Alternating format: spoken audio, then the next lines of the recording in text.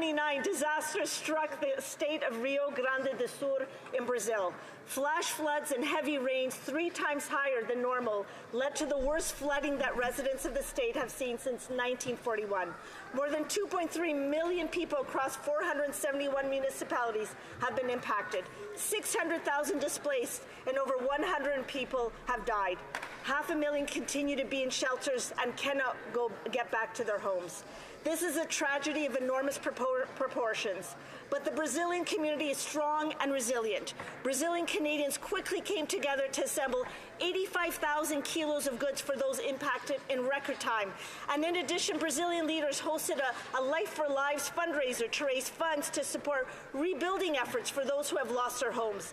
Canada also moved quickly to work with trusted international partners, World Vision and Red Cross, to hand out life-saving kits and to give hundreds of thousands of dollars for immediate emergency aid to those affected by the flooding. I want to thank everyone who stepped up to help. Canada will continue to be there for Brazil as they continue to deal with this difficult crisis. Viva Brazil and Viva Canada. Thank you, Mr. Speaker. The honourable member from Caribou, Prince George. Mr. Speaker, it's my favourite time of year. Starting next week, the Caribou will be home to fast-paced, world-class rodeo action. It's the ropes and the reins, the joy and the pain. It's the bulls and the blood, the dust and the mud, the roar of the Sunday crowd, and the Letterbuck Saloon playing country music just a little too loud. Hear, hear. Bucking broncs fun under the hot Quesnel sun, whether it's the Williams Lake Stampede, Billy Barker Days, or the Quesnel Rodeo, you're sure to have some fun. It's boots and chaps, it's cowboy hats, wild horses and the smoke show. It's the broncs in the blood, the steers in the mud. Mr. Speaker, we call it rodeo. It's time to rope that dream, blow off some steam, and head down to the greatest shows on dirt. I hope to see you all at the 96th Annual Williams Lake Stampede and the 57th Annual Quesnel Rodeo. Yeehaw! He's fired up. L'honorable député, the honourable member from Richmond Centre. Mr. Speaker, I rise today to pay tribute to the life and legacy of a remarkable community leader, Dr. David Chia Ping Tang, who sadly passed away on May 31st because of COVID-19 virus. As the Chief Executive Officer of Tzu Chi Foundation Canada, David dedicated himself to building a better community for everyone. Beyond his professional accomplishment, David was a source of inspiration and wisdom for all who knew him. He immigrated to Canada in 2006 and started volunteering for Tzu Chi, and in 2019 he moved to Vancouver with the hope of building a home for his family and serving the community, where he touched the lives of many with his value of compassion and service. He lived a life of volunteerism that embodied the Buddhist teaching of compassion, kindness, and genuineness. To the family of David, especially his wife and 2 sons, I would like to extend my heartfelt condolences. Let's work together to preserve and continue his legacy to build a better and more compassionate and inclusive Canada for everyone. Thank you. L'honorable député de Thérèse. The honourable member for Thérèse de Blainville. Mr. Speaker, I'd like to pay tribute to a very special person who's actively involved in my riding and throughout Quebec, Louise Bourgeois, president for over 20 years of the Fédération des Mouvements Personnes d'Abord in Quebec, and a member for over 30 years of the Mouvement Personnes d'Abord in Sainte-Thérèse. Ms. Bourgeois is a tireless campaigner for the collective defense of the rights of people living with an intellectual disability. She tirelessly lends her voice to those who, like her, remind us with conviction that everyone has the same rights and that we must do more and do it better. Ms. Bourgeois, your great expertise, dedication, professionalism, compassion, and tenacity make you an exceptional person who contributes significantly to making our society fairer and more inclusive. Bravo, and thank you for your commitment. The honourable member from Kingston and the Islands. Mr. Speaker, my private member's bill C-404 is an act to establish a National Conversion Therapy Awareness Day. This bill would establish a National Day of Awareness for conversion therapy on January 7th of each year, which is the date the law banning this harmful practice came into force in Canada in 2022. 2 people inspired the creation of this bill. Ben Rogers, who is from the Kingston area, and Veronica Merrifield from Cape Breton-Canso. Ben is the founder of the group CT Survivors Connect, a first-of-its-kind support group for conversion therapy survivors. Survivors come together to support one another and access and share support resources. Thank you, Ben and Veronica, for your work and inspiration. I hope all parliamentarians will support Bill C-404, intended to assist your incredible work to support those affected by this horrific practice of conversion therapy and bring awareness to the legacy effects that still exist today. Thank you. The honourable member from Calgary, Mid-Port. Cowgirls and cowboys, dust off your boots. The greatest outdoor show on earth is about to begin. From July 5th to July 14th, Calgary will welcome visitors from around the globe to celebrate our Western way of life. The Stampede Parade kicks off 10 action-packed days, including exciting chuck wagon races and rodeo, as well as live music and entertainment. We have world-class agricultural exhibits, weird and wonderful snacks, a huge midway, and an amazing display of evening fireworks as you two-step the night away at Cowboys or Ranchman's. This year, you can also visit the beautiful newly expanded BMO Centre, the largest event complex in Western Canada. And no Stampede experience would be complete without trying one of the many free pancake breakfasts or barbecues held across the city. Calgary's white hat hospitality extends to one and all, and no matter who you are or where you're from, I wish you all a very happy Stampede. Yeah!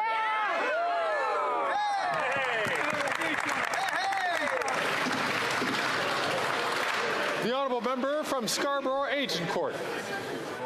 Mr. Speaker, congratulations to the class of 2024 in Scarborough Agincourt and across Canada. Whether you are graduating from kindergarten, high school, college, or university, or any level in between, you can be proud of what you have accomplished. As you go forward, it's important to continue to be curious, helpful to others, and willing to explore new paths. You have gotten here with years of dedication, hard work, and perseverance. Life isn't always easy, so it's important to stop and recognize the effort you've put in to get here. I would also like to acknowledge your families, teachers, and school staff for their role in your monumental achievement. May your journey ahead be filled with continued growth and endless possibilities. The honourable member from London North Centre. Mr. Speaker, we know that changes in the digital environment have impacted news media. What is also true is that large media organizations have tended to unfortunately put profit ahead of people, including some of the most loyal employees. One of those is Jim Knight, who for 43 years worked at CTV London and its predecessors. I first met Jim when he was behind the camera and sometimes as a journalist when a media reporter was not available. The reality is, Mr. Speaker, this is someone who has served loyally, not just his community, but his country. We tend to forget that people behind the scenes are instrumental in helping news media happen, in helping those stories come together that tell the stories of everyday people. Jim was one of those. And so in the end, it's not just about Peter Mansbridge or Lisa Laflamme or Lloyd Robertson. It's about people who helped to shape the news. Jim Knight was one of those. We thank him for his service today and in all days. Jim, all the very best going future.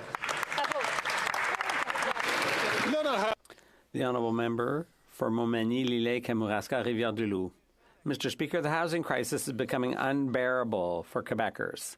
The shortage of affordable housing is being felt all across Quebec. Homelessness is a bigger and more visible problem than ever before. While Quebecers are suffering, the Bloc is voting with the Liberals against the Conservative leader's bill to build housing, just as they voted for $500 billion in centralizing inflationary budget appropriations.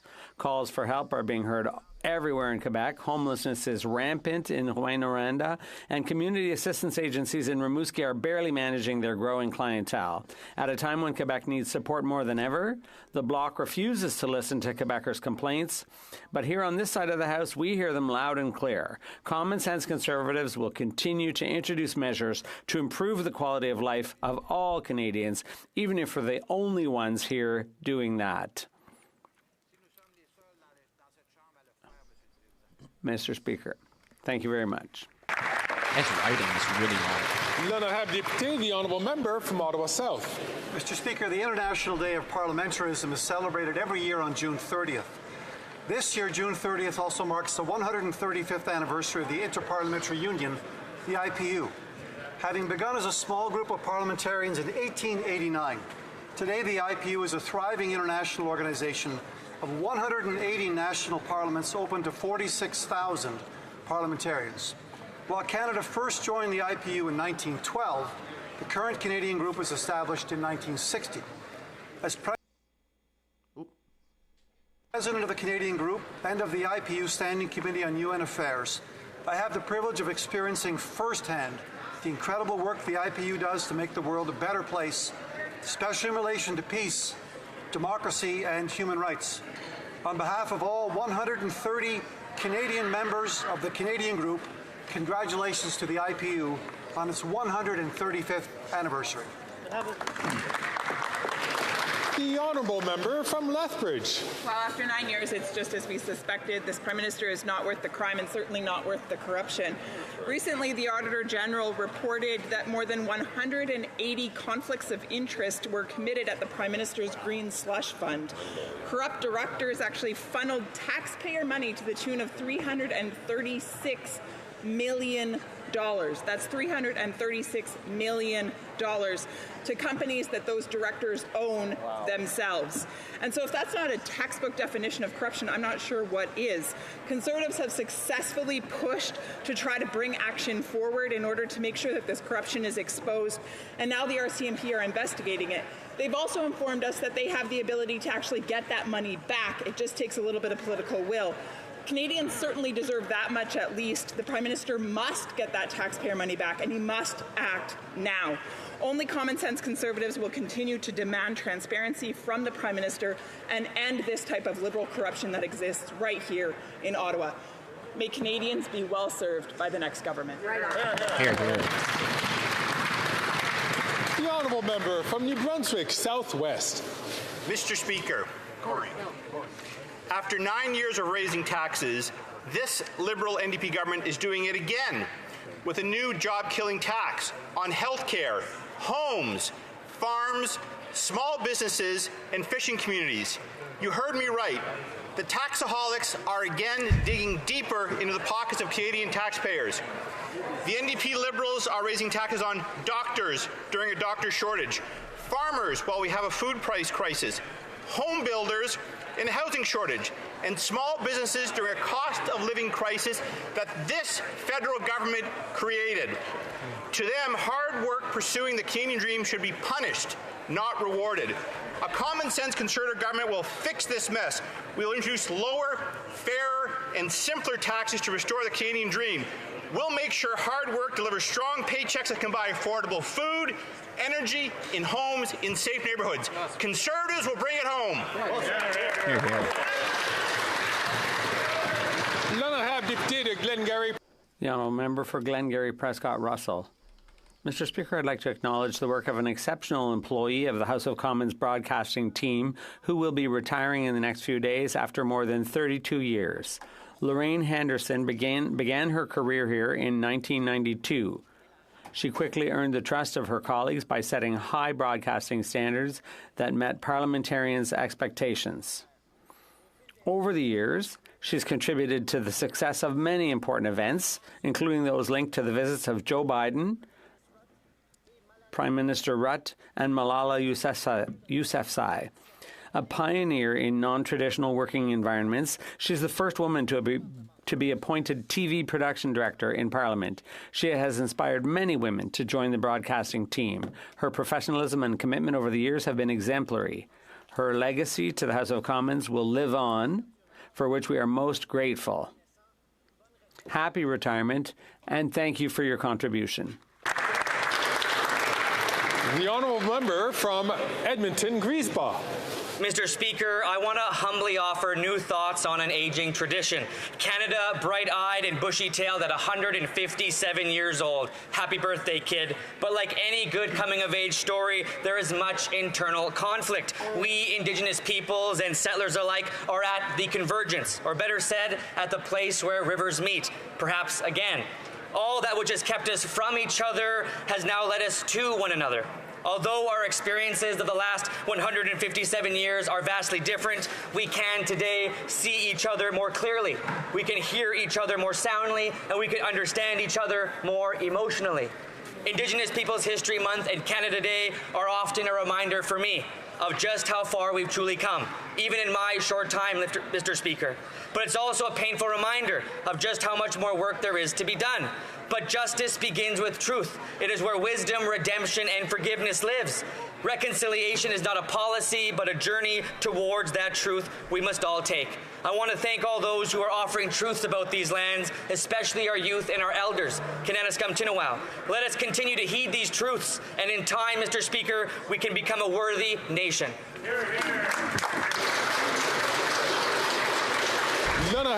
The honourable member for Abitibi-Temiskaming. This week, let's all celebrate National Indigenous Peoples Day because the presence of First Nations and their influence on our society have been hidden for too long. Recognizing their contribution and the richness of their cultures and languages is essential.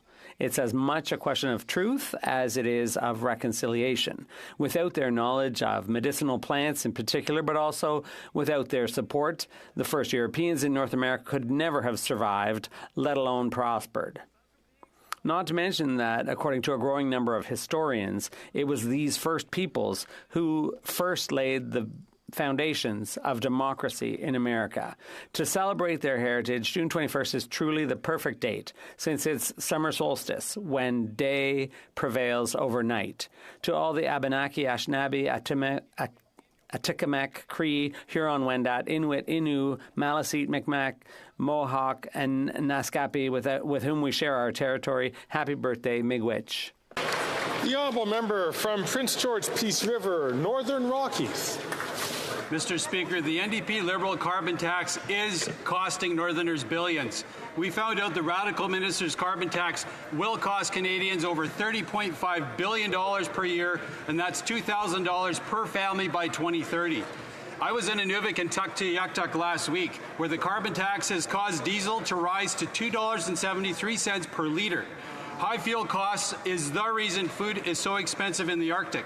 A can of Heinz beans is $7. A loaf of bread is $8. A regular bag of peas is $10. A 4-liter jug of milk is $18. A local teacher from Inuvik told me by the end of the month, money is running short due to high food and heating costs.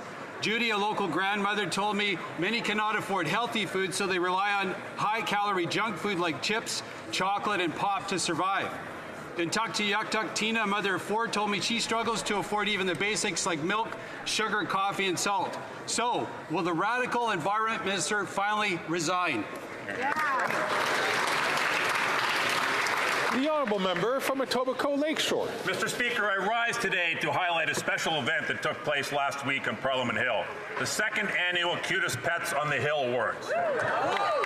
Thank you to the Canadian Animal Health Institute for organizing this contest, and congratulations to all the nominees and winners. Of course, I would like to congratulate my walnut, who won Cutest Dog. But I would like to recognize the runner-up, owned by none other than the Deputy Leader of the Conservative Party. She showed me a picture of her beautiful dog, Winston, and the look on her face can only be compared to the look she has during question period when she's looking at her leader. Mr. Speaker, there's lessons to be taken away from this. Walnut and Winston were competitors. It was friendly. They were friends before, they're friends after. It was not personal. The other lesson that can be taken away from this is it doesn't matter how you dress up your dog, how many poles you sniff along the way, the campaign matters.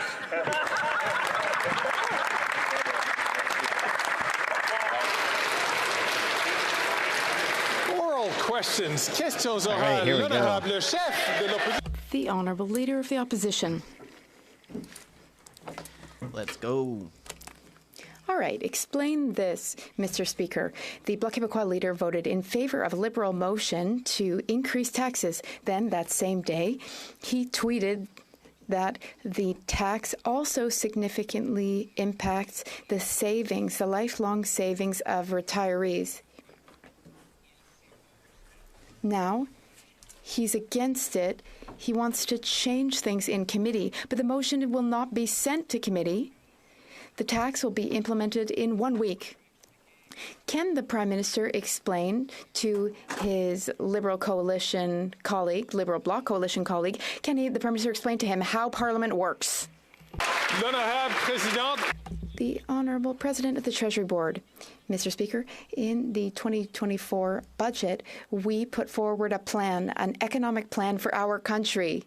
On the other side of the House, they don't have a plan, Mr. Speaker. Mr. Speaker, we have a plan for the economy, for families, for seniors, for children. Them, though, they do not have a plan, not at all in the slightest. I hope that everyone will vote in favour of our plan and do so this week. The Honourable Leader of the Opposition. Yes, but it's a supposedly sovereignist party. The Bloc Québécois, they want to take money from Quebec's entrepreneurs, Quebec's farmers, Quebec's home builders, Quebec's doctors, and they want to take that money and hand it over to the Liberal government, the centralizing, massive Liberal government. How's that possible? How does that make sense? It's not common sense, Mr. Speaker. The Honourable Minister of Public Services and Procurement. Thank you, Mr. Speaker. Not this guy. Can the Conservative leader who loves to insult others, can he explain the common sense that someone who earns $500,000 in capital gains should pay less in taxes than a nurse who earns $50,000 a year? Can he explain his nonsense, his non-common sense? Why does he want middle-class families to pay more taxes than those who make huge profits through capital gains? He actually didn't say 6 this time. Mr. Speaker, we always knew this Prime Minister was not worth the cost after 9 years, but now his carbon tax cover-up has been exposed. We forced him to release data showing that in addition to the higher bills at the pumps and on home heating that Canadians directly pay in the tax, there's also going to be a $30 billion a year hit to our economy. That's $1,800 in lost wages and higher prices for Canadian families. Now that we've caught them hiding the true cost of their tax, how can we believe anything else they say about any other tax hike? The Honourable Minister for the Environment and Climate Change. Thank you, Mr. Speaker. Well, facts are facts, and the facts are that 8 out of 10 Canadian families get more money back from carbon pricing than they pay. Facts, Mr. Speaker, climate change is going to cost Canadian $35 billion by 2030. In fact, right now, Eastern Canada is seeing the second heat wave before the summer has even started. People are being evacuated in Northwest Territories. What's the Conservative response? Let the planet burn. It's immoral, Mr. Speaker. We won't have it on this side of the House. We will work with Canadians. We will help them. We will be there for them. Unfortunately, not the Conservative Party of Canada. Okay, there we go. The Honourable Leader of the Opposition. Mr. Speaker, the fanatical rhetoric of that extremist minister won't change anything. The reality is that nor will his carbon tax change the weather. His carbon tax is not going to eliminate a single forest fire, a single drought, a single heat wave. All it will do is turn up the heat on Canadian taxpayers. Now we know that their 8 and 10 talking point does not include a $25 billion hit to the economy, which works out to almost $2,000 in lost wages and higher prices for families. Again, if they've been hiding this, what else are they hiding about their other tax hikes? Yeah. The Honourable Minister of Natural Resources and Energy. Thank you, Mr. Speaker. I noted last week my colleagues' newfound interest in what economists have to say. Well, 300 economists across this country actually validate the fact that 8 out of 10 Canadians get more money back. What is appalling, Mr. Speaker, is the complete disregard and ignoring the effects of climate change and the costs of climate change. I don't know whether the honourable member is a climate denier or whether he just doesn't think climate change is very important, but his willingness to compromise the future of our children is absolutely appalling. The Honourable Leader of the Opposition. And now that we've caught them covering up the real cost and who will pay their carbon tax, it raises the question about their job-killing tax on home builders, healthcare, small business, and farmers. The president of real estate company Remax said it's not true that just the rich will pay. It will penalize average Canadians. The Canadian food professor says that farmers will pay, which means anyone who eats will pay. Right. So, Mr. Speaker, why won't they just clear all this up and accept an amendment to their capital gains tax hike to exclude anyone who's making less than $120,000 in income from paying a single cent in higher tax? The Honourable President of the Treasury Board. Mr. Speaker, actually a new report out today says that housing starts are up, Mr. 10%. Speaker, by 10%. We are now on track to build over 50,000 housing starts this year, compared to when the Leader of the Opposition was the housing minister. How many housing units were built, Mr. Speaker? Count them. That'd be 6, Mr. Speaker. I wonder about those stats, Mr. Speaker, and on this side of the House, we actually have a plan to build housing, and they continue to go up, Mr. Speaker. Thank you.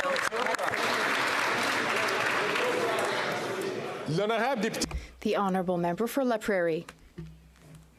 Well, we're back to square one in the ongoing saga of foreign interference. One leader says everything's hunky-dory, nothing to see here. Another leader says things are not going well at all, that the House is on fire. Both are asking us to have blind faith in their judgment, but their public statements prove that when the decisions were handed down, at least 2 people were not at home. None of this has helped, but now there's a risk that the Hogue Commission will be called into question if the judge doesn't come to the same conclusions as one of our 2 chatty Cathys. Is it too much to ask to just let the Commission do its work? The Honourable Minister of Public Safety. Thank you, Mr. Speaker, and I thank the member for La Prairie for his question and for his hard work that we've done together. As I've said, we have given the Hogue Commission the mandate and terms of reference to look into all issues related to foreign interference and our democratic institutions. We were encouraged by the fact that the Hogue Commission is ready to look into the matters studied by NSICOP. We look forward to collaborating with the Hogue Commission in this regard. The Honourable Member for La Prairie. Well, obviously, we wouldn't be in this situation if the Prime Minister were trustworthy in this matter. He's been receiving intelligence briefings on interference for years. But he himself has admitted that he doesn't even read these briefings. The Prime Minister has had the infamous report on politicians under foreign interference in his hand since March, Mr. Speaker, but he still hasn't done anything. But, it had to come out in the papers for him to finally take an interest in the matter. It's truly disheartening. How can we expect the public to trust him to be responsible enough to fix his own caucus if necessary? Because he never actually does anything. The Honourable Minister of Public Safety. Mr. Speaker, the member for La Prairie is normally an optimistic politician. Our government has taken this matter seriously right from the get-go. We take foreign interference very seriously and always have. The colleague knows that we will work with parliamentarians. In fact, just recently we worked together in this House to pass a very important bill to strengthen our security enforcement agencies and organizations. So that was a partisan question, but we as a government, we take our responsibilities seriously to strengthen our democratic institutions against the threat of foreign interference. From Burnaby South. It's been 9 long years since the Truth and Reconciliation Report was released. The Prime Minister claimed that the Indigenous communities were his most important relationship. Well, the commissioners today say progress is too slow. The Prime Minister's turned his back on Indigenous people. And every broken promise means Indigenous people have to wait even longer for clean drinking water, for adequate housing, for health care, for the services that they need, for justice. So when will the Prime Minister stop turning his back on Indigenous people? The Honourable Minister for Indigenous Services. Mr. Speaker, we've come a long way since 2015. In fact, we've seen an increase of 185% in spending on Indigenous priorities. Just today, I stood with the National Chief who talked about the improvement of the relationship between Canada and First Nations people. We made an announcement to support Ontario to deliver health care in the Winnebago health area for $1.2 billion, Mr. Speaker. We'll continue to work on reconciliation with colleagues across the country. I want to thank all of the First Nations and Indigenous leaders who are working so hard. The Honourable Member for Burnaby South. When New Democrats force them to. Hear, hear. It's been 9 years. 9 years since the Truth and Reconciliation Commission published its report. Today, the commissioners are unequivocal in stating that the Liberals' progress has been too slow. They are dragging their feet, and every day that passes is another day without housing, without drinking water, without justice. Can the Prime Minister admit that he would not be dragging his feet if it were CEOs urging him to take action? Minister for Indigenous Services. Merci, Monsieur le Président. Thank you, Mr. Speaker. We are working very, very hard with our Indigenous partners. Today,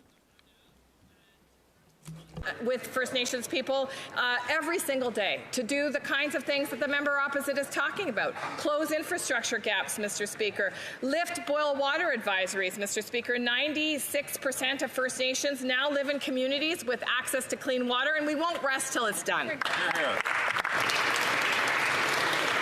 The Honourable Member from Stormont Dundas, South Glengarry. Last week, only after relentless pressure from Conservatives, the Liberals finally ended their carbon tax cover-up. The numbers show the NDP Liberal carbon tax is going to blow a hole of $30 billion a year once they fully quadruple the carbon tax. That is nearly $2,000 per family per year. This radical environment minister knew that all along. Instead of publishing the report, he gagged and ridiculed the independent parliamentary budget officer. So the question is whether never-ending tax hikes finally stop, or better yet, will this minister just resign? Hear, hear.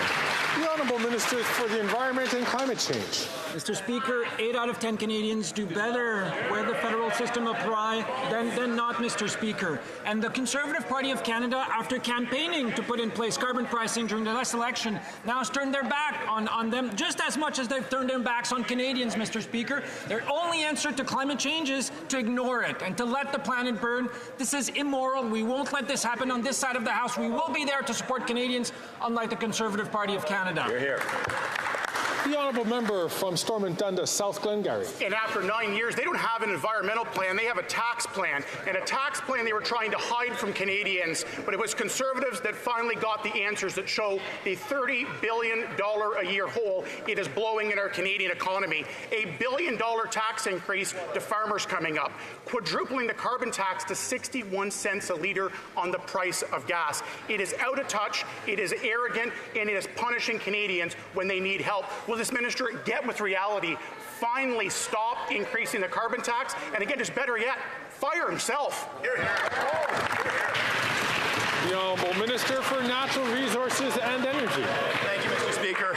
On this side of the House, what we have is a comprehensive plan to address the threat of climate change, one of the most comprehensive in the world. We also have a plan for the economy, one that will ensure economic jobs, economic prosperity in a low-carbon world. What is astonishing, Mr. Speaker, is the fact that these folks have neither. They have neither an environmental plan to save the planet from burning. They have not an economic plan. And with the height of hypocrisy, that member over there actually campaigned on putting on a price on pollution. Where were they?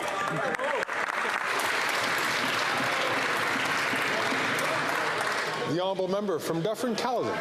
Liberals knew that the carbon tax was costing Canadians billions of dollars. They knew and they covered it up. The cost, $25 billion a year. That works out to $1,800 each and every year cost for every single Canadian family. You wonder why it's hard to pay for things? This is why. If the average Canadian went into work and lied and covered something up, they'd be fired. Will the Prime Minister fire this radical environment minister who tried to cover this all up from Canadians? He's a failure. The Honourable Minister for the Environment and Climate Change. Mr. Speaker, if anyone should resign in this House, it's the people who are misleading Canadians about the benefit of carbon pricing. 25 million tons of less pollution in this country because of carbon pricing. We have a plan to work with Canadians to help them better prepare to face the impacts of climate change. They have nothing. No plans for adaptation, no plan to reduce the amount of pollution, and no plan for the economy, Mr. Speaker. If anyone should resign, it should be them over there. The Honourable Member from Dufferin-Caledon. You want to talk about misleading Canadians? Pretending you have an environmental plan. Greenhouse gas emissions actually went up year over year. Canada is now ranked 62nd out of 67 for emissions performance reductions. We're now ranked with the low-performing countries. All the while, they're bankrupting Canadians while these limousine Liberals drive around and preach, you should just take it. It's all a pack of lies, Mr. Speaker. This environment minister should be fired for covering up the truth of the cost of the carbon tax for Canadians. Will he resign? Here. The Honourable Minister for the Environment and Climate Change. Mr. Speaker, I would invite the member to update his speaking notes, which date back to many months. We've just received, in fact, the Climate Scorecard 2024 Government Climate Leadership Award, Mr. Speaker. Canada.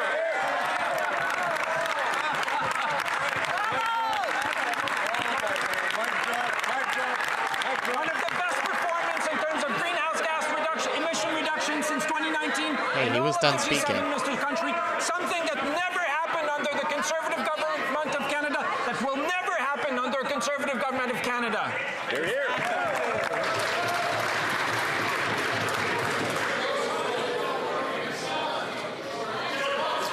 L'honorable député de Mégantic. The Honourable Member for Mégantic-L'Érable.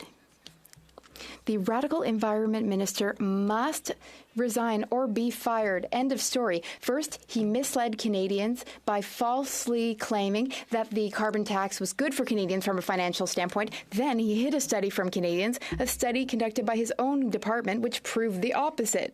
When the budget officer found out, the minister gagged him by preventing him from releasing it and referencing it, and then he tried to ruin the PBO's reputation. The report is clear, though. The economic damage of the carbon tax will cost Canadian families almost $2,000 a year. When will the minister be fired for his economic extremism? The Honourable Environment and Climate Change Minister.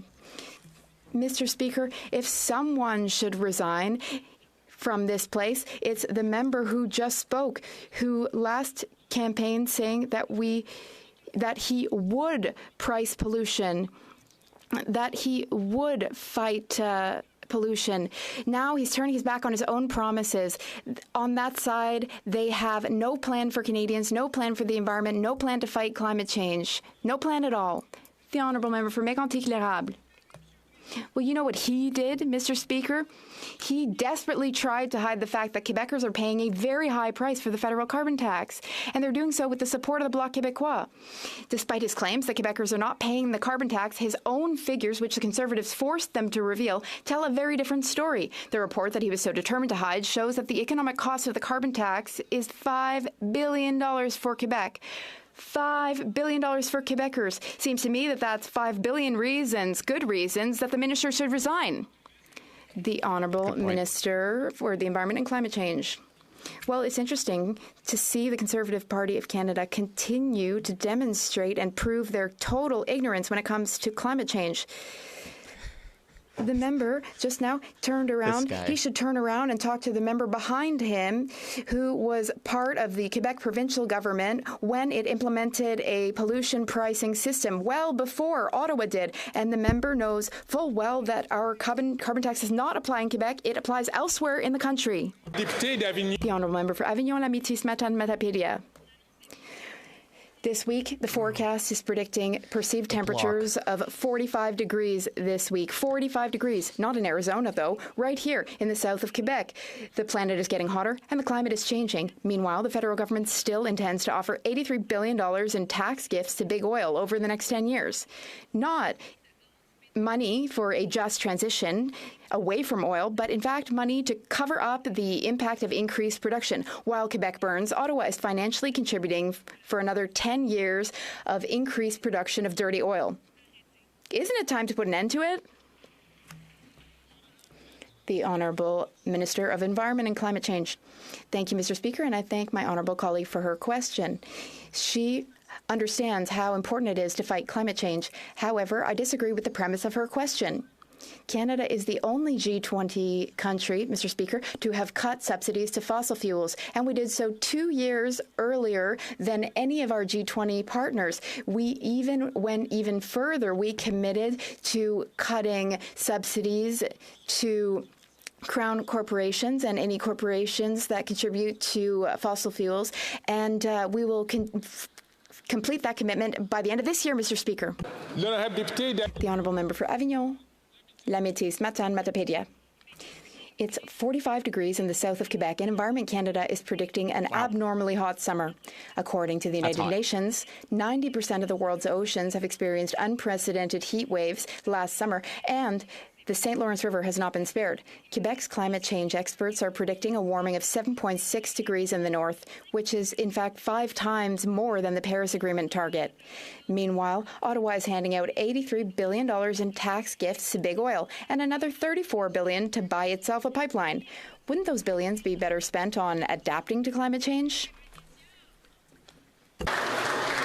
Then I have the Honourable Member for Minister for Environment and Climate Change. Well, I'd like to thank my colleague for her question, and I'd like to state that last year Canada passed a national climate change adaptation strategy for all provinces, territories, and Indigenous groups work together to help us develop that strategy so that together we can better prepare for adapting to climate change. And next week we have a meeting of all FPT ministers responsible for environment to continue to strengthen national adaptation policy.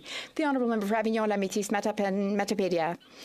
Well, why do we keep going back to the block? One report, according to an inventory report, we learned that dirty oil is in fact even dirtier than we thought. The federal government realized that it was miscalculating fugitive emissions from wells, flares, and pipes.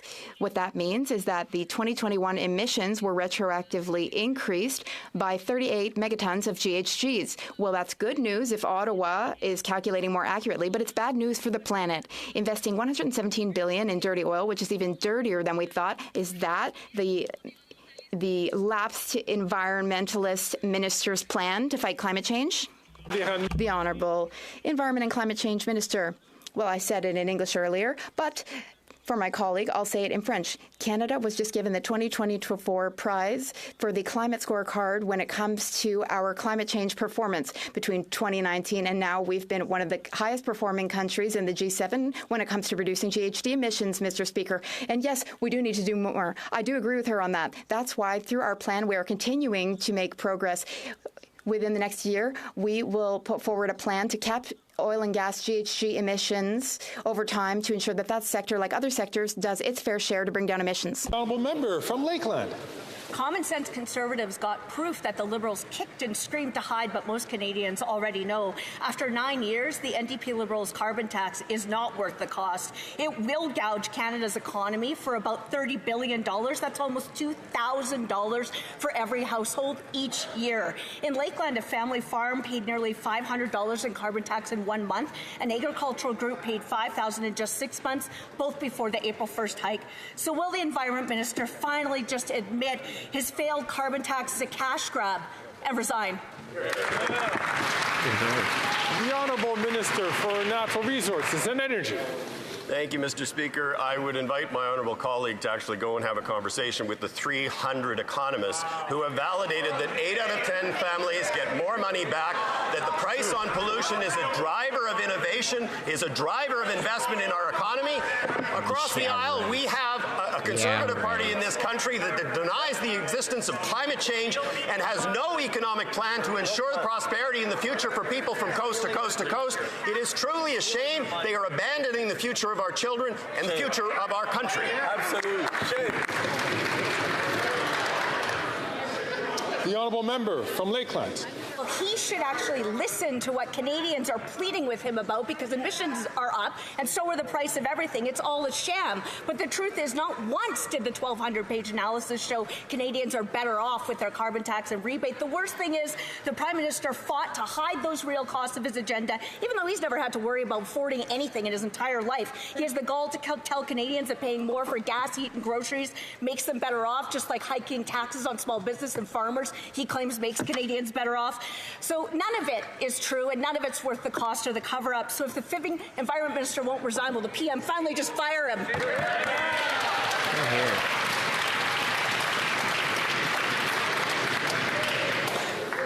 The honourable member is an experienced member, and that is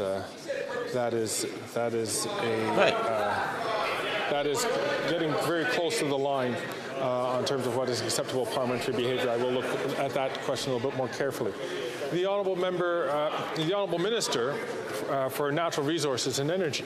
Thank you, Mr. Speaker. My honourable colleague and her colleagues across the aisle may be entitled to their own opinions, but they are not entitled to their own facts. The fact is that emissions are down in a significant way.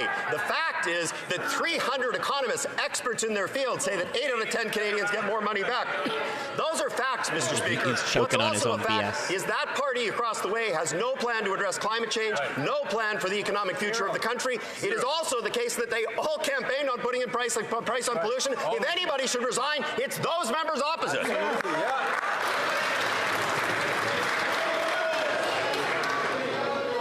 The honourable member from Bow River. Thank you, Mr. Speaker. The fix is in. Last week, Conservatives forced the reveal of the secret report that the Prime Minister and his carbon tax-obsessed Environment Minister covered up, confirming that carbon tax costs families almost $2,000 per year, and every year $30 billion in lost economic productivity. Liberals are so desperate to hide the truth, they publicly smeared and gagged the independent budget officer. When will the Minister of Economic Environment Vandalism resign, or better yet, get fired? The Honourable Parliamentary Secretary. Thank you, Mr. Speaker. And that question, I believe, has been asked and answered several times already today. My question for the Conservatives is, why should a dollar earned from working, whether it be as an insurance broker, as a fish plant worker, as a construction worker, as a cashier, Mr. Speaker, why should a dollar earned from working be taxed higher than a dollar received as a profit from the sale of an investment? Why is it that a person flipping burgers pays a higher tax rate than a person flipping stocks, Mr. Speaker?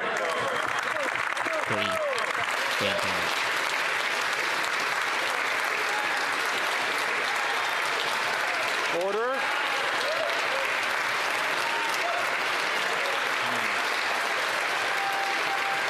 Greg says order once for his Liberal friends and then doesn't say it again. If that was Conservatives, he'd be order. The honourable member from Nunavut. The more Inuit regain their pride, the more identity fraud we see. The problem is being made worse from inside the Prime Minister's caucus. The Parliamentary Secretary of Northern Affairs recently said her government would recognize the constitutional rights of Nunavut, despite the court ruling differently. Johannes Lamb, President of Nunavut, has called for the demotion of the Parliamentary Secretary. Will the Prime Minister show his commitment to Inuit and protect legitimate communities from identity fraud? Hear, hear. The Honourable Minister for Northern Affairs. Mr. Speaker, I thank the Honourable Member for the very important question. Our government is fully engaged to making sure that all Section 35 rights are developed and exercised with everybody who deserves Section 35 rights. We will continue engaging. We will continue talking to communities, will be they First Nation, Inuit, or Métis, and we will make sure that Section 35 rights are respected. Hear, hear. The honourable member from Courtenay, Alberni. Mr. Speaker, in Union Bay on Vancouver Island, a massive ship full of toxic chemicals is being broken up in the high tide zone, in the same waters that half of BC shellfish come from. Recent tests show that this area has become a toxic wasteland, with copper levels 15 times higher than they should be. Local government, First Nations, and the province are calling for the federal government to act, but the Liberals are instead green-lighting the dumping of toxic waste on our coast. When will the Liberals finally put an end to this harmful shipbreaking and protect local health and the economy? Hear, hear. The Honourable Minister for Fisheries and Oceans. Thank you, Mr. Speaker. Our government is very aware of the environmental impact and community impact that abandoned ships can have for Canadians. Fisheries and Oceans Canada is committed to reducing the number of abandoned vessels, cooperating with port authorities and communities. DFO efforts have been ongoing since 2017. Over 580 dangerous ships have been dealt with. Following guidelines, we all have a role to play to ensure the safety of our maritime ways, Mr. Speaker. The Honourable Member from Humber River, Black Creek. Thank you, Mr. Speaker. Canadians from across the country are concerned about the rising levels of auto theft. This is an issue that our government takes very seriously, and we have taken meaningful action to combat it. Yesterday, our government announced the deployment of a mobile X-ray scanner in the GTA to combat auto theft. This scanner will enable the CBSA to recover even more stolen vehicles and help our law enforcement partners to crack down on crime. Can the Minister of Public Safety, Democratic Institutions and Intergovernmental Affairs tell Canadians about the action our government is taking in the GTA to combat auto theft? Excellent. The Honourable Minister of Public Safety. Mr. Speaker, I want to thank our colleague from Humber River, Black Creek. Yesterday's announcement adds to multiple measures our government has taken to counter auto theft and crack down on organized crime. The deployment of an X-ray scanner is an important step in combating auto theft and organized crime, not only in the GTA, but right across the country. The scanner will allow law enforcement to intercept stolen vehicles before they go to ports to leave Canada. While Conservatives were in power, they cut the CBSA, and their capacity to counter organized crime will continue to crack down on organized criminals. So far The off. Honourable Member for These Charlebourg, Haute-Saint-Charles. July 1st, moving day in Quebec is fast approaching, and we are facing a disaster due to the housing crisis. The government, supported by the Bloc, has created this situation with its exorbitant inflationary spending. We are now seeing homelessness in places like Trois-Rivières, Rimouski, Rouyn-Noranda, and Sept-Îles. All these cities are in Bloc ridings. Will the Prime Minister and the Bloc commit to stop wasting taxpayers' money to alleviate the housing crisis? The Honourable Minister of Public Services and Procurement. Thank you, Mr. Speaker. It's been some time since we've reminded my colleague, the member for Charlebourg et Saint-Charles, that 6 affordable housing units were built by his Conservative leader over the course of his whole career as Minister of Housing throughout the country. In just his writing, 222 have been built, and in the coming days, we will be announcing more in the very heart of his writing. Would he like to invite me to tour those many housing units, many more than were built by his Conservative leader? The Honourable Member for Charlebourg Haute-Saint-Charles. Mr. Speaker, the Bloc voted for $500 billion in budgetary appropriations, contributing to the current housing crisis, and the Bloc voted with the Liberals against our leader's bill to make housing more affordable. And now, newspaper articles are telling us that homelessness is skyrocketing precisely in Bloc ridings. Quebecers are suffering and have lost confidence in this government and their Bloc friends. Will the government do the right thing and call an election now? The Honourable Minister of Public Services and Procurement. Thank you, Mr. Speaker. What we can do right now is go visit some of the 222 affordable housing units that were built in the past months in his writing. The hundreds and thousands that will be built in the coming years with the support of the Government of Quebec. That doesn't compare very favorably to the 6 affordable housing units built by the Conservative leader, the insulter-in-chief, because he calls Quebec's municipalities incompetent. He only built 6 during his whole career as Minister of Housing. The Honourable Member for Bellechasse-les-Etchemins-Lévis. Thank you, Mr. Speaker. After 9 years of this Liberal government, Quebecers are living in housing hell. The lack of affordable housing throughout Quebec is forcing many women to stay in violent relationships. Not only did the Bloc make the housing crisis worse by voting for $500 billion in budgetary appropriations, it also voted with the Liberals against the Conservative leader's bill to accelerate the construction of affordable housing. Can the Bloc and this Prime Minister stop imposing misery on Quebecers by voting against measures designed to improve their well-being? The Honourable Minister of Procurement and Public Services. Thank you, Mr. Speaker. I wouldn't want to compare the record of the members for Quebec. In this member's riding, there were 250. It's a lot more than the 6 affordable housing units. This guy needs 6, new stuff. Mr. Speaker, built by the member of Carleton, the Conservative leader, insulter-in-chief, because he was so incompetent. That's what he built throughout his career all over the country. The Honourable Member for Chicoutimi-Le-Fjord.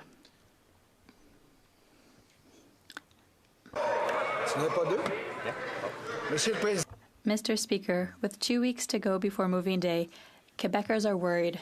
Many of them have to look for new housing. In Saguenay, some families think they'll end up on the street because of soaring rent costs.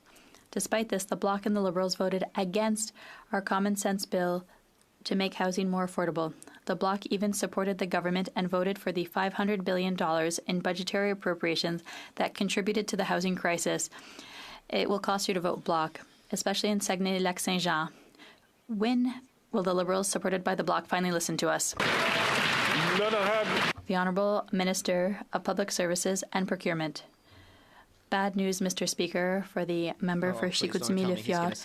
181 affordable housing units were built in his riding, but the good news is that 181 is 30 times more than the 6 affordable housing units built by the Conservative leader during his whole career as Minister of Housing throughout the country. 6 affordable housing units, Mr. Speaker. I know it's hard to believe, but that's the number. Fortunately, in his writing, there have been 181 over the past few months, and there will be more in the coming months. He needs new material. He needs something else to say. Order. À l'ordre. Order. The Honourable Member for Thérèse de Blainville. Quebecers are rallying against the $145 million cut to our labour force training. The Government of Quebec and labour market partners have asked Ottawa to reconsider in a letter signed by the FTQ, CSN, CSQ, Conseil du Patronat, Chambers of Commerce, manufacturers, and exporters. All speak with one voice. The Minister of Labour was due to meet his counterpart today. Will he announce that he is cancelling the cuts? The Honourable Minister of Tourism. Yes, thank you. I thank my colleague for her question. Listen, it's extremely important that our government invest in training. We are making historic investments in training, and we will continue to work with businesses throughout Quebec. That's what we're doing, and we are collaborating very well with my colleague, the Minister of Labour, who is investing record amounts in training, Mr. Speaker. The Honourable Member for Thérèse de Blainville. The Liberals have a pattern. They give without counting the cost when it comes to oil companies or untendered contracts to the McKinseys of this world.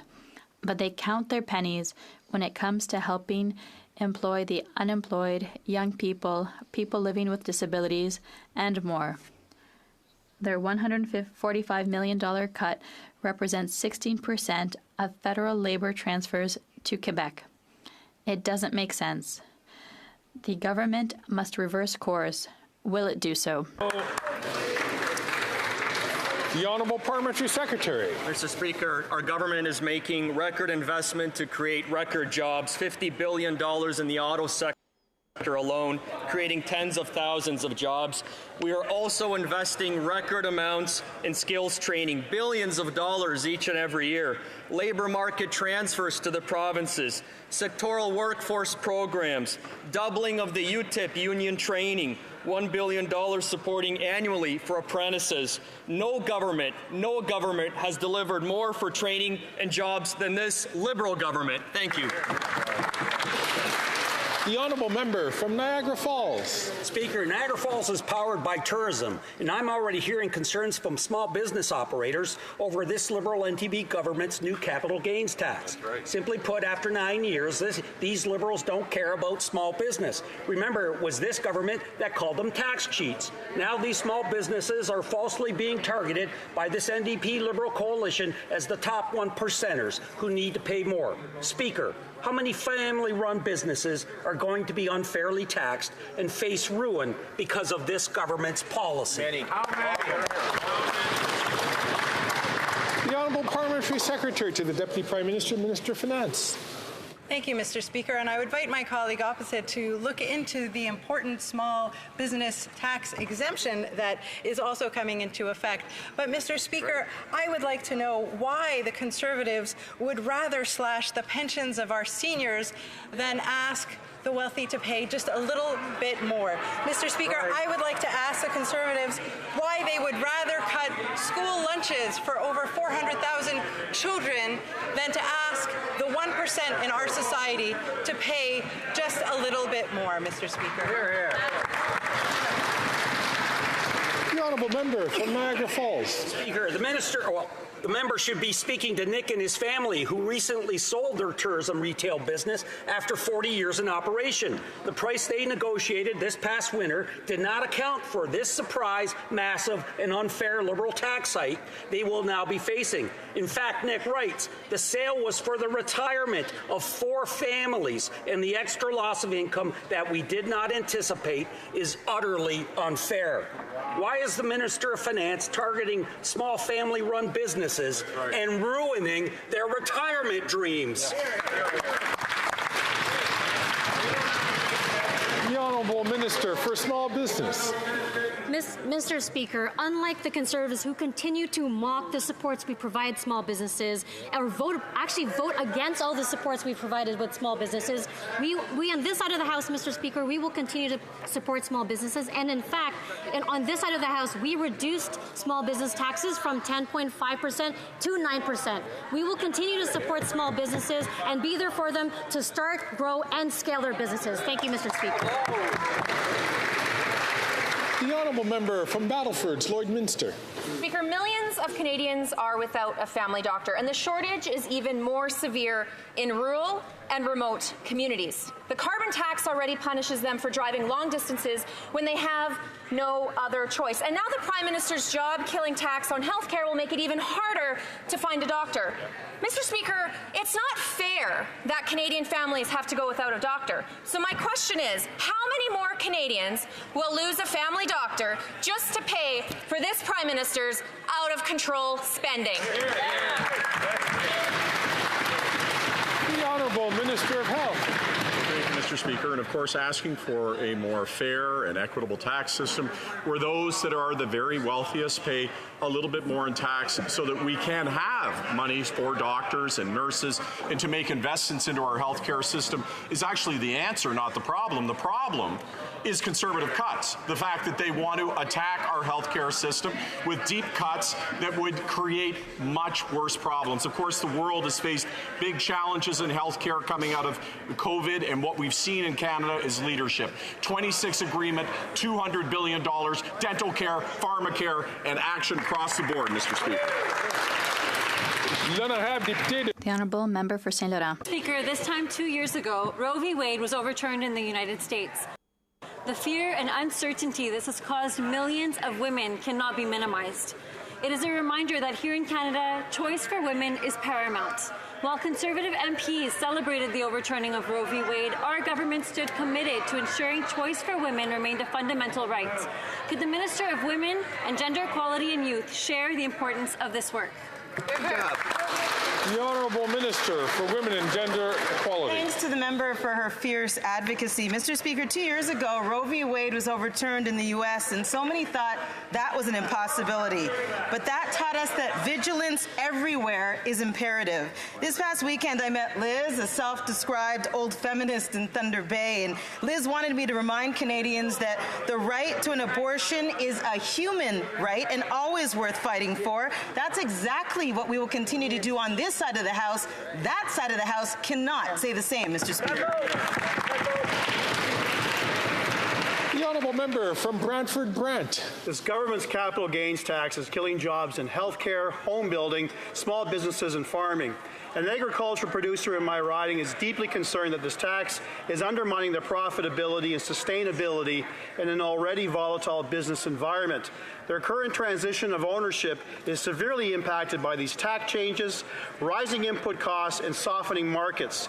The minister is raising taxes without even passing a law, which begs the ultimate question: how many more surprise tax hikes will this government spring on Canadians? Hear, hear.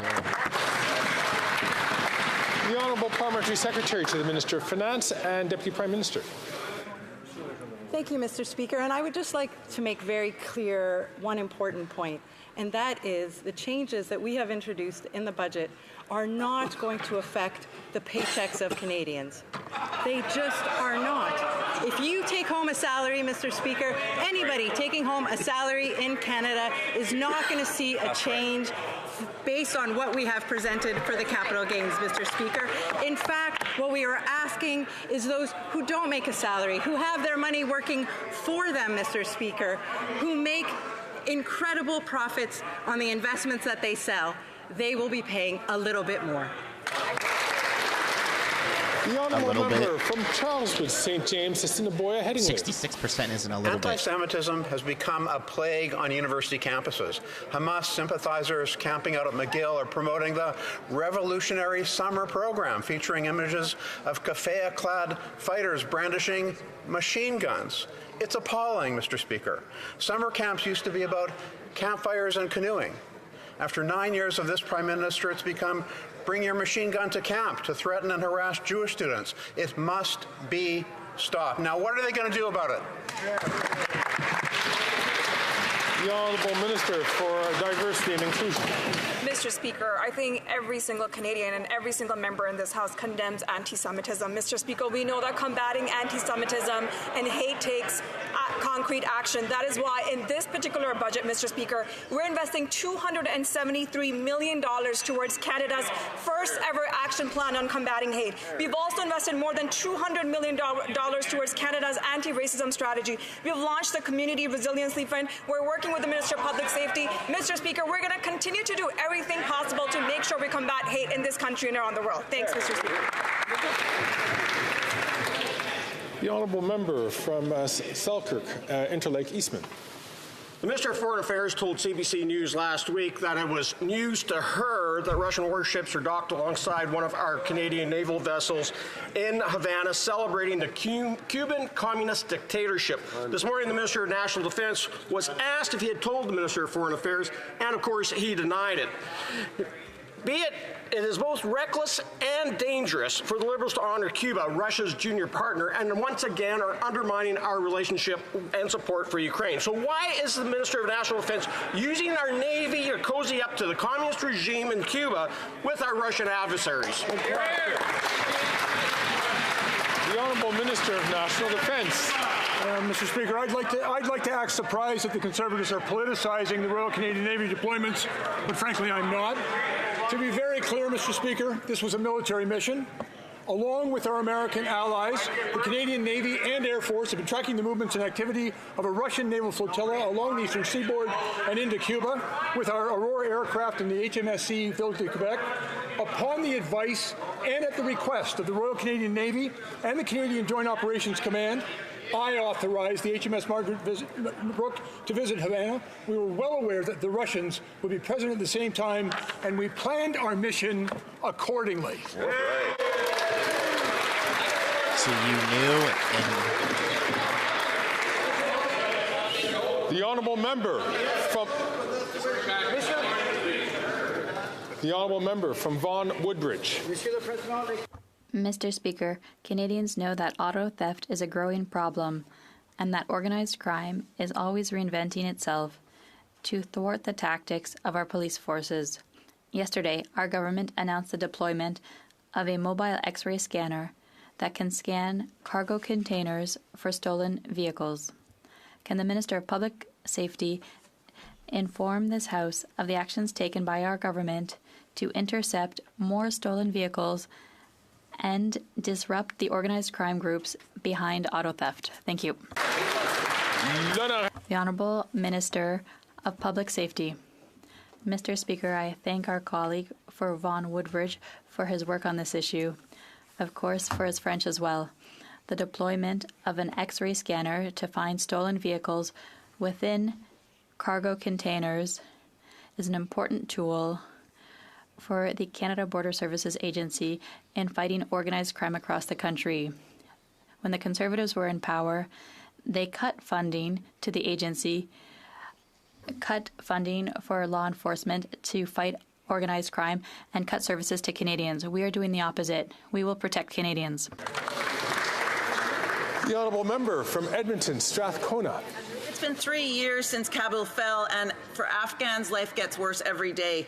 Canadians want to help Afghans living under the horrific Taliban rule, but this government is getting in the way. The flawed bill that they passed a year ago, C-41, hasn't been implemented. There's been no guidance and no funding for any Canadian organization. Nothing. As Afghan girls face gender apartheid, as people starve, the incompetence of the Liberals is staggering. Why is the government delaying the much-needed aid to save lives? The Honourable Minister for International Development. Mr. Speaker, in June of last year, Bill C-41, which created a humanitarian exception as an authorization regime, was passed.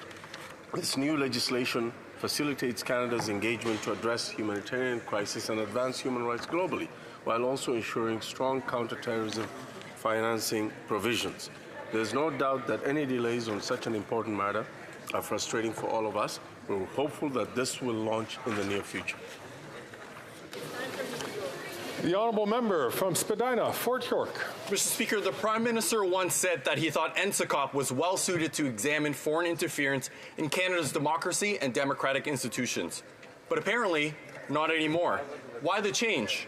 Was it an NCCOP report that shed some redacted light on the willing involvement of Liberals guilty of seeking political and financial benefit? Does the Prime Minister still feel that, quote, Canadians need to have faith in their institutions and deserve answers and transparency, end quote? Or has his party's Beijing masters called for a reversal? The Honourable Minister for Public Safety. Mr. Speaker, our colleague should be careful before he simply makes up stuff in question period and asserts things that he knows are absolutely false. He knows very well, Mr. Speaker, that our government created for the first time ever a committee of parliamentarians to oversee the work of our security agencies. We think it's important for parliamentarians from every political party and the other place to do this important work. We've acted on their recommendations. We thank them for this important contribution to the fight against foreign interference and to a series of other measures important for assuring the national security of all Canadians.